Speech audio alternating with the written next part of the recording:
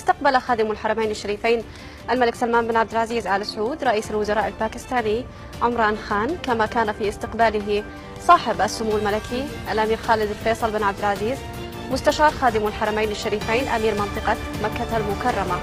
وقد أجريت لرئيس الوزراء الباكستاني مراسم استقبال رسمية حيث عزف السلمان الوطنيان للبلدين. بعد ذلك صافح مستقبليه الأمير الدكتور منصور بن متعب بن عبد العزيز وزير الدولة عضو مجلس الوزراء مستشار خادم الحرمين الشريفين، والأمير مشعل بن ماجد بن عبد العزيز محافظ جدة، والأمير خالد بن عبد العزيز بن عياف وزير الحرس الوطني، والوزراء وقادة القطاعات العسكرية.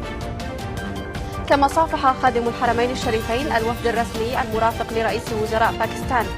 عقب ذلك صحب الملك رئيس الوزراء الباكستاني إلى صالة الاستقبال الرئيسية بالديوان الملكي، حيث صافح الأمراء وكبار المسؤولين. وقد أقام خادم الحرمين الشريفين مأدبة غداء تكريما لرئيس وزراء باكستان والوفد المرافق له.